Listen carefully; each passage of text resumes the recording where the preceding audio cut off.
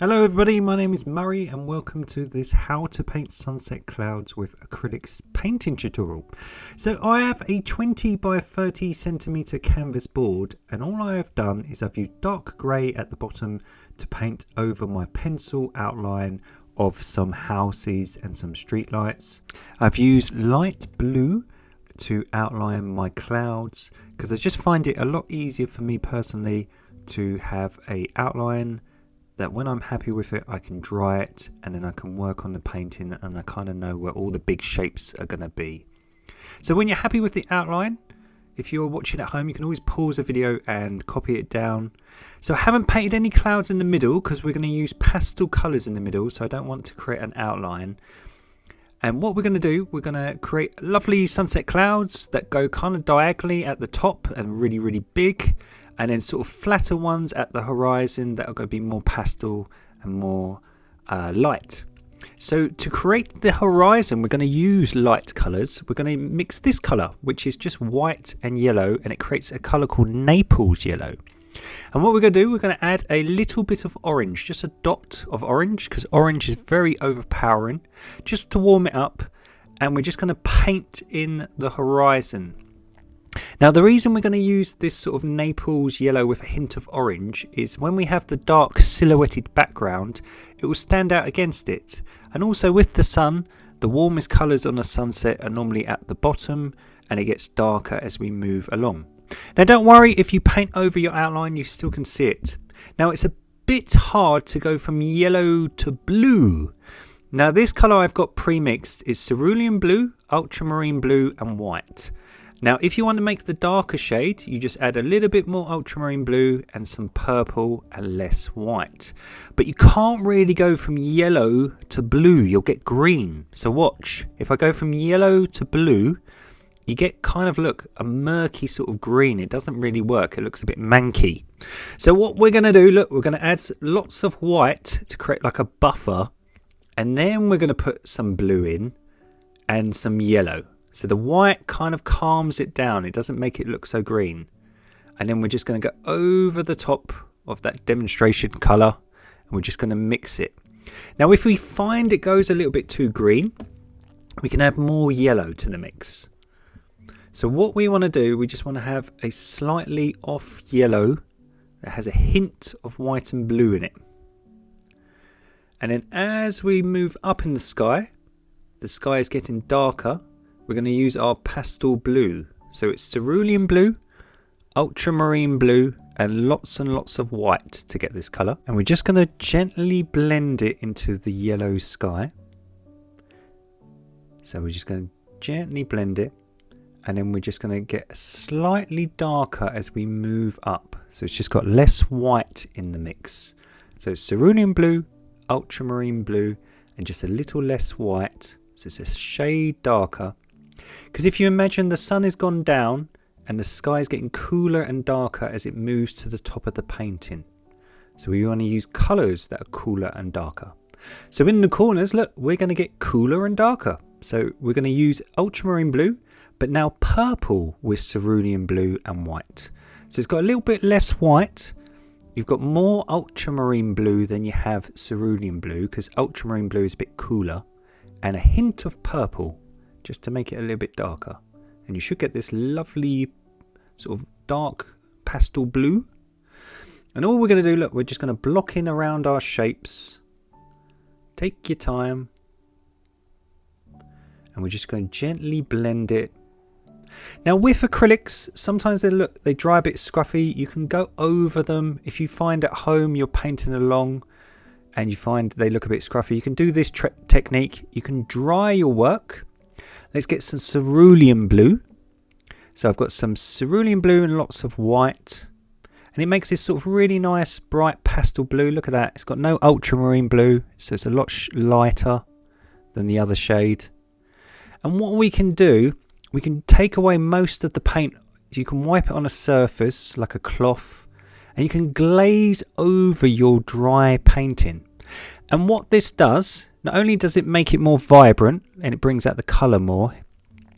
So we're just trying to make this look a little bit brighter. But it also gets rid of all the shabby brush marks And all the bits that aren't very blended, look, we can go over them just by spending a few minutes, just going over them and reworking them, just to make it look brighter and nicer. So I'm just taking away all those scuff marks, and then I can add some white to the mix and just make a shade lighter shade, and I can just gently do the same just here where the sort of blues meet the yellows. And cause the painting is dry, it won't make green. Hooray! Because we can just glaze over the top. There's hardly any paint on my brush. My brush is dry. I haven't dipped it in water. So it makes it so much easier to sort of like colour in. And then look, anywhere that I've kind of missed or looks a bit scruffy, before we move on, I can just neaten up. So I've dried her again with a hairdryer. And now we're going to do the opposite. We're going to use pastel colours. So I've mixed this colour, which I'm just going to show you how to make. It's just yellow and orange and lots of white. So get some yellow and orange to make a tangerine colour. Just add lots of white. And what we're going to do, we're going to paint sort of flat, fluffy clouds that are going horizontal across the horizon. So with clouds, they tend to be quite flat at the horizon. So where the sky meets the earth, they tend to be going across. Now, as they go up, they tend to go more diagonal.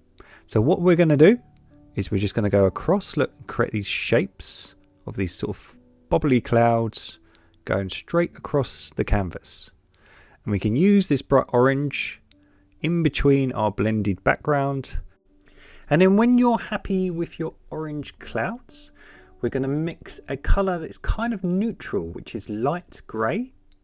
And we're going to mix it into our light tangerine colour. We're going to add lots of white to make it more pastel, and a dot of purple just to cool it back down. So what it is, it's neutral. It's a bit of light because it's got the yellow, white and orange, and a bit of purple to be cooler. And what light grey does is it kind of bridges the hots and the colds.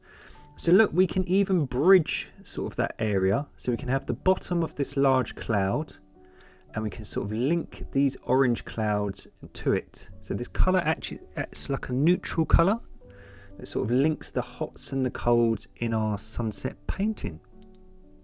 And then all we're going to do, we're going to get darker, just like the sky as we go up. So I'm just going to use pure light grey now, no white, no orange. Now, as I say, you can buy light grey straight in a tube. But if you haven't got it at home, you can always just mix white and black. And all we're going to do is block in our large sunset cloud here. We're going to add more black to our mix as we go up. And we're just going to gently blend it into our light grey. So you can use Payne's grey, which is a dark bluey grey, or you can just add more black. Whatever you fancy at home. Don't worry about blending or anything. We're just going to try to block in the shadow colours, and then we can put highlights over the top. So we're going to dry our painting, and we're going to put the highlights over the top. So we're going to use rose pink and light grey. So rose pink and light grey. We're going to add some white again to make it less harsh. And all we're going to do, look, we're going to colour over the top. So just like we did with our sky, now that the shadow colours are dry, we can add a bit of colour to them. So we're going to add this nice sort of lilac-y purpley mix. We're going to add a little bit of cad red. So we're just going to get darker and more crimson. A little bit of light grey. So it's the same mix, just more light grey and some sort of dark cad red to turn it more crimson. And we're just going over the top of our dry clouds, again taking all those scuffs and everything away. And then we're just going to add ultramarine blue, light grey and purple. So ultramarine blue, light grey and purple. And what that should do, look, it makes a more darker, cooler purple. So the ultramarine blue is very cool, and the purple, and that can be the shadows at the top of the clouds. See how that works? And then look, we're just going to add more grey to the mix, get a little bit darker as we go up into the sky. Now the problem is if you go too dark and too bright, it brings your clouds forward. Look, it makes them look like they're nearer to the viewer, and we want the clouds to look far back into the distance. So what we're doing, we're putting all the colours on for the shadows first, and we're going to put highlights over the top. So we're going to get some orange and yellow and mix it into some of our light grey, and all we're going to do, we're just going to put some highlights at the bottom of our cloud, just so it looks like the light is hitting the base of this cloud from underneath. So we've got this kind of like yellow ochre sort of colour. It's got a hint of orange in it. And then now we're going to dry our painting because we want to put the highlights over the top. So let's get some yellow and orange to make our tangerine colour. But please dry your painting because otherwise you'll get a mucky mix. We want a dry canvas, so look, we can put these bright highlights over the top and we can leave gaps, look, so it looks like shadow and texture in our sunset clouds. So by doing all the hard work, I know it's a bit boring and repetitive, but by laying a foundation, all I'm doing here, I'm just adding some pink to the mix, just to make a more redder colour. So it's the same mix, just with a little bit of pink in it. Sorry if it was off screen. But now we've got those shadows, we can put the highlights at the bottom of the cloud, and it looks like they're all getting lit up. And we can get some of our grey and pink, and we can go round the cloud, look, and soften the edges now, so it doesn't look as harsh, because we want to push them back, so we don't want any really harsh dark outlines, because it will bring it forward. So just using light pink and light grey, look, we can go round the edges, just push down with your brush and just glaze over the top, look, and just soften all the edges, make them look nice and fluffy, and it makes it look like light is shining on them. And look, we can even do the same trick where we put some little soft shadows on some of these clouds. So look, we've got this really nice bright underpainting and these dark sort of mixture. So let's mix orange and white together to get a pastel orange. And let's just try to link it a little bit.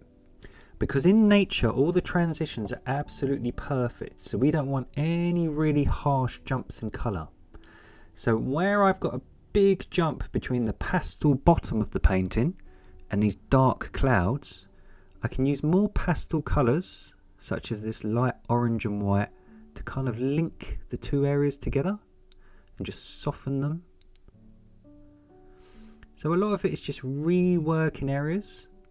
So let's get some pink and add it to our orange and white to make a hot pink. And look, we can just sort of blend these areas. So I'm trying to work on my transitions. So think of a colour wheel. You go from yellow to orange to sort of red. So pink is a nice colour to go back and forth between orange and red. So I'm just using orange and pinks. And then when I'm happy with it, I can get some of that light grey and pink and just put back in my shadows and soften everything up again, just so it looks really nice and natural. So as I say, it's a bit repetitive, but I'll show you an example here. Look, if I go too dark, look, let's mix some dark grey and purple. So I like to show people how not to do things as well as doing things. So let's add ultramarine blue and all the dark colours. Let's add lots of black. Let's go really dark, look. So watch this. If I add brown, black, dark blue, purple, all the dark colours, look. If I go round something, even though it looks like a cool shadow, it's really harsh, look. And what it does is A, it looks cartoony, but B, it brings it really forward. It looks like it's really close to you. We don't want to do that. Look, so I can get a baby wipe. If my canvas is dry, my whole painting is still underneath. So having a pack of baby wipes is really good when painting with acrylics, because if you make a mistake, look, you can just rub it off. But I can use that colour, look, and a soft brush and put just some harsh shadows. But I don't want to go too dark. Look, if that's too harsh, look, and I go a bit gun-ho, look, I can just get the baby wipe and rub it and soften it. Because you do get some harsh shadows in sunsets. But we can use some of the light grey just to create sort of mid shadows here in the middle. That are not too harsh and not too light. So now we've got all our shadows and we can dry our work again. We can do this trick. So we can mix up some of the background sky and we can poke sky holes. So we've done all the hard work, which is blending the colours and creating all the shadows and the highlights. And this is the time where all your hard work pays off, because you can add these little holes, these little indentations between the clouds, just using the background sky colour and a small brush. And this is when your clouds start to look much more realistic. So remember to use your dark blues in the corners and at the top to match your lighter blues in the middle. So we can just do the same thing. Don't worry if it looks scruffy now, because obviously the paint is wet and we are incredibly zoomed in on a HD camera. But as you do this, the paint will dry. It will look a lot smoother. I'm just going to mix up some of that cerulean blue and white for the mid sort of horizon colour here. And everything will dry a lot flatter and blend in, and it will look very realistic. So look, I'm just matching the colours. This area was a lot more cerulean blue and white. So I'm just doing the same trick. And again, by using a small brush, it's so much easier to do little fine holes. And if you don't like it, if you make a mistake, you can always wipe it away with a baby wipe. So go at your own speed. You can always use reference photos. I just do this so often, I kind of know how to do it. So let's change some of these and just make them look a bit more realistic. But can you see now, because we've done all the blending and all the hard work, it's starting to look really realistic. Now we've put those sky holes in, and we can even go back and get some of our yellow and white and start refining this area. So down here, I can just go over my paint and make it look a lot more vibrant and a lot nicer and neater. Any areas that have smudged with the outline and gone a bit grey, I can just brighten them up. I can even add some little highlights on the base of some of the clouds. So if you imagine the sunset has gone down, some of these clouds would be nice and highlighted as the sun sets.